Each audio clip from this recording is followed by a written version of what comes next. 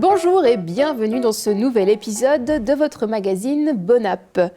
On se retrouve aujourd'hui à l'atelier de Guillaume à Sainte-Marie-aux-Mines en compagnie de Guillaume. Bonjour Guillaume. Bonjour. À quelques jours de la Saint-Valentin, tu vas nous proposer une petite recette pour dîner en amoureux ? Voilà, tout à fait.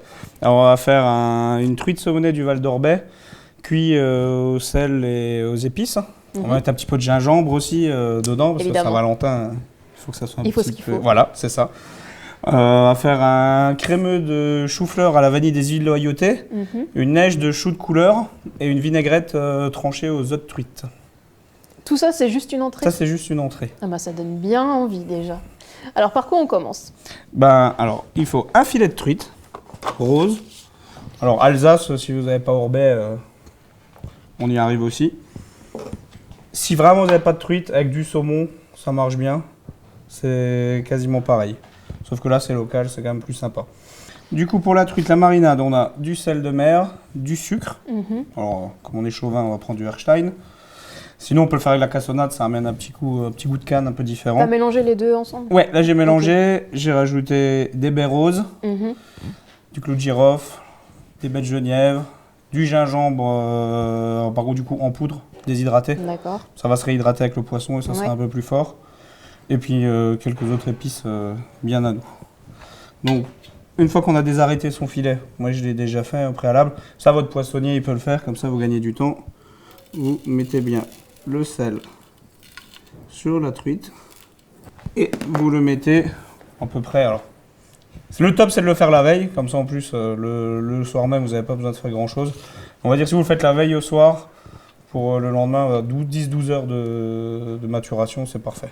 Du coup, il y a une pisciculture à Orbais, c'est ça ? Oui. Tu as l'habitude de prendre tes poissons là-bas ? C'est la famille Guida à Orbais. Sinon on en prend aussi au Wine Bar, c'est dans le nord de l'Alsace. Quand il n'y a pas assez de volume chez l'un, on prend un petit peu chez l'autre.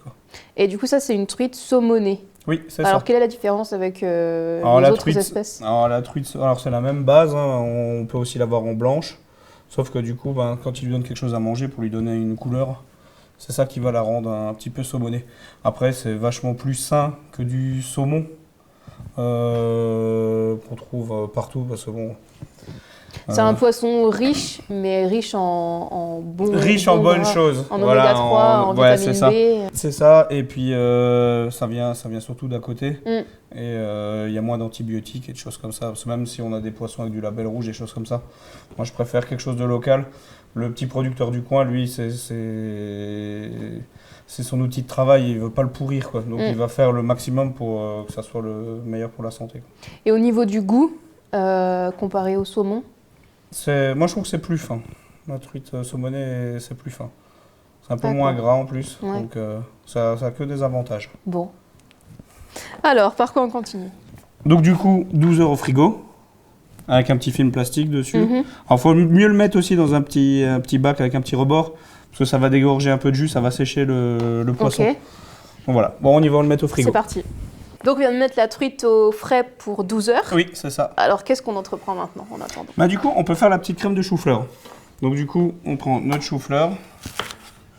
Alors, un quart de chou-fleur, ça suffit. Alors là, c'est pareil. Là, on a le chou-fleur, on a du romanesco, on a du chou-fleur jaune, du chou-fleur violet. Là, j'ai mis à peu près un quart de chaque, mais je sais qu'il existe des petits. Donc, si à la limite, vous pouvez acheter des fois des lots de 3 petits. Après, les lots de 3 petits, en général, ils viennent pas de France. Donc, du coup, c'est. Ils viennent d'où ceux-là, cool. tu les as vus ? Ça, c'est Bretagne, ceux-là. Ok. En Alsace, il n'y en a pas trop des choux de couleur. J'ai pas trouvé encore la personne qui fait ça. Donc ça, c'est Bretagne. Et est-ce qu'il y a une réelle différence entre les différentes couleurs de choux au niveau du goût ou...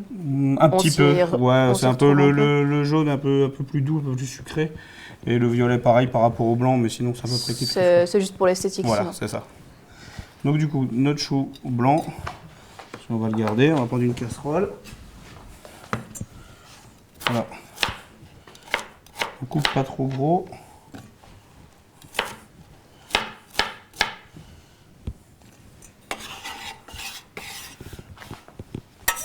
Alors dedans, on mettra un petit peu de sel, un petit peu de lait.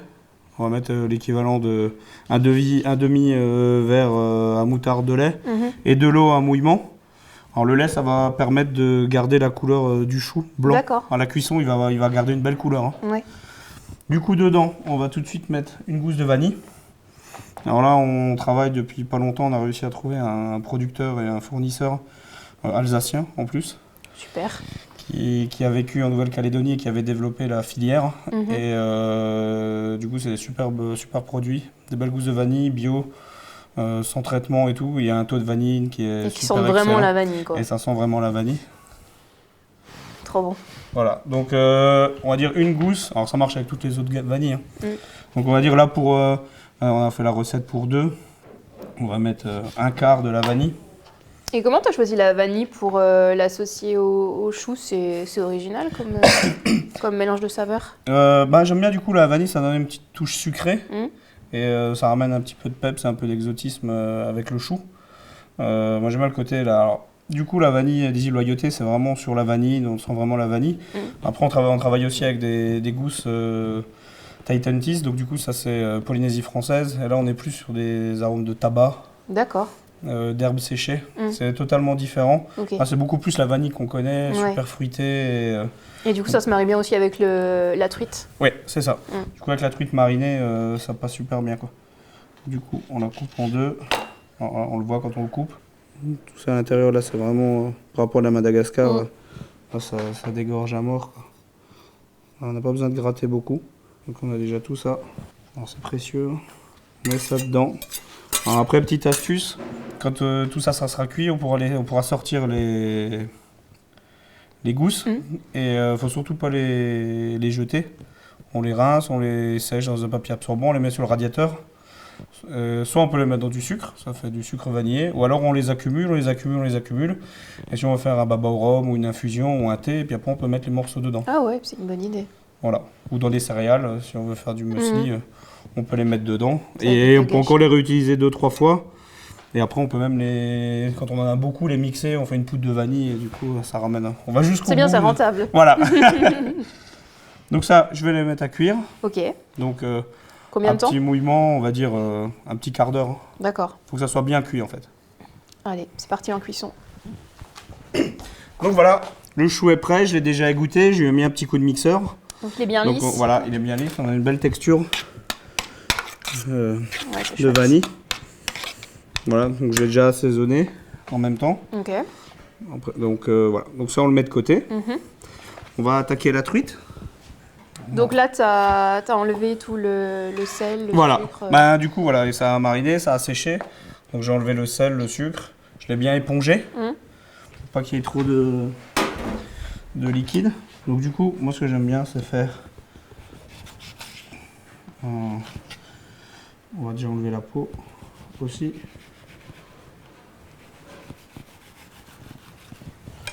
Alors la peau, ça part mieux quand il est déjà salé. Ok. Donc, pas d'inquiétude à avoir. Ça se décolle mieux. Voilà, c'est ça. Là, ce qu'on peut faire, on peut déjà commencer à dresser une partie. Du coup, j'ai pris mon assiette. On fait une petite quenelle. En soit, on peut faire avec un emporte-pièce. Oui. Ou alors, on peut laisser son imagination et sa créativité. Moi, je vais faire une petite quenelle que je vais tirer légèrement. Le nuage de chou.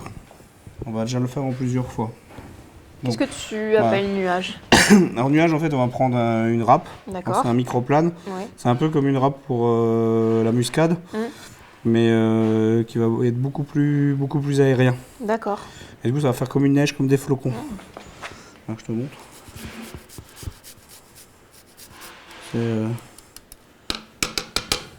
C'est chouette. Voilà. Donc c'est pareil, en bouche, c'est pareil, ça fait une belle texture. Donc, du coup, moi je prends mes 2 filets. Tu veux le faire? Je peux essayer. Alors, tu râpes dessus. Voilà, tu râpes un petit peu partout. Tu peux appuyer, tu fais attention. Normalement, les doigts, ça passe pas à travers.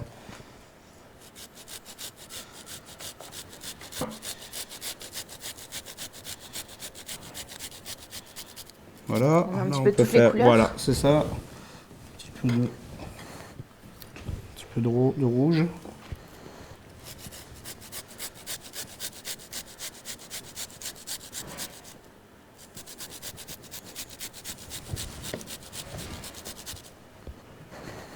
Un petit peu de vert.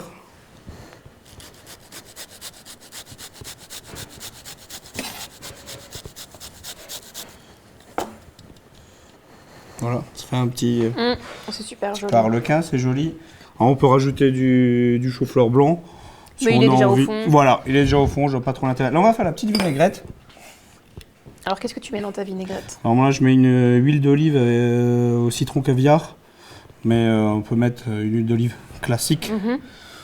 Première pression à froid. Ok. Français, c'est encore mieux. On bosse avec un petit moulin dans le sud en direct, donc ils font des trucs sympas. Donc, l'huile d'olive, on va dire à peu près l'équivalent d'une cuillère à soupe. Un citron. Alors le citron, si on l'écrase, si on va le presser, si on le roule un petit peu, bah, du coup ça va casser les fibres à l'intérieur.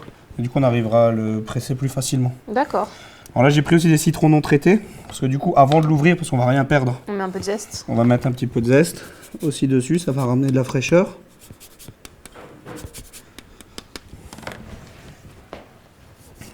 On le coupe en deux, on le presse.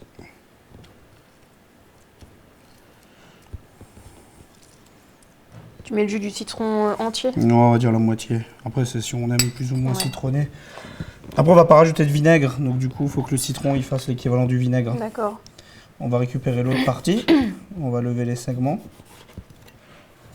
Ça va être pour décorer. Ça, non, alors il n'y a pas que pour décorer, ça va amener aussi. Quand on va prendre des bouchées, quand on va tomber sur les œufs de truite et les petits segments de citron vert, ça va donner un petit peu de punch à la dégustation. Donc, les œufs de truite. Alors c'est pareil, on peut appeler ça entre guillemets caviar, parce que du coup, comme le caviar, c'est des œufs de truite, mais ils sont salés. Donc, Tu les récupères aussi à Orbey, ceux-là ou... non, du coup les œufs, non, ceux-là ils sont pas à Orbey, c'est à Einbar, donc dans le nord de l'Alsace. En Alsace quand même. Voilà, oui, oui. Après, si on n'en a pas, on peut le faire avec des œufs de lompe, avec du caviar. Si vraiment on veut se faire plaisir, on peut le faire avec du caviar, ça va très bien. Ok. Donc là, on mélange bien. Donc l'huile, le citron. En plus, c'est très joli comme sauce. Ouais, bah c'est ça, ça va. Visuellement, C'est juste, ça va sympa. perler un peu le tout. Donc, on en met un peu partout sur le poisson. Et du coup, ce qui est bien, c'est que les œufs de truite, comme c'est un peu plus gros que des œufs de lompe ou des choses comme ça va éclater en bouche. Ah. Et du coup, Ça va apporter encore quelque Ouais, chose voilà, en c'est plus. ça, à chaque fois, Mm. petit côté, une petite salinité. Et puis après, moi j'aime bien rajouter quelques pluches d'herbe. Parce que la nette, ça ramène toujours un peu de fraîcheur. Ouais, c'est joli. Bah, c'est joli et puis pour le goût, c'est pas mal quoi. Donc voilà, une on a petite fini. recette, simple, efficace. Quel vin tu nous Dégustée. proposes avec cette entrée? Alors si on reste en Alsace, un petit sylvaner, ça peut aller avec. Ok. Après si on va en Bourgogne, un chablis. Mhm. Chablis, petit chablis. Ça je pense que c'est des vins qui sont assez ronds et qui vont très bien avec ça. Merci Guillaume pour tous tes précieux conseils. Chez vous, n'hésitez en tout cas pas à reproduire cette recette, que ce soit pour la Saint-Valentin ou pour un autre événement ou juste au quotidien. Quant à nous, on va passer à table et puis on va goûter ce superbe plat. Alors, on vous dit Bon bon app.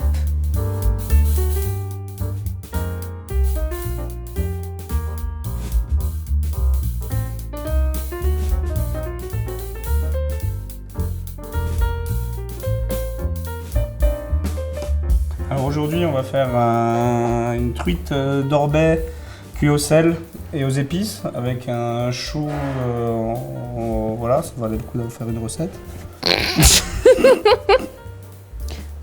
Ok. Je pensais que tu allais me poser une question. Non, mais j'essaie de regarder là. Non mais regarde que Elise. Faut pas trop que je la regarde, après je vais avoir des soucis à la maison. Oh. On va lui mettre un petit coup de mixeur. Ok.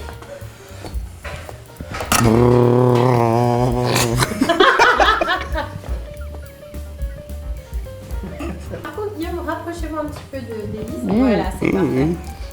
Chaleur. Si le plat n'est pas chaud, nous, Merci Guillaume pour tous tes précieux conseils. Recommence. Merci Guillaume pour tous tes précieux conseils. Chez vous, en tout cas, n'hésitez pas à reproduire cette recette. Merci Guillaume pour tous tes précieux Alors, conseils. on va la refaire parce que j'ai dit vas-y, tu parles. Alors, Merci Guillaume pour tous tes précieux rien. conseils. Merci Guillaume. On va y arriver, on va y arriver.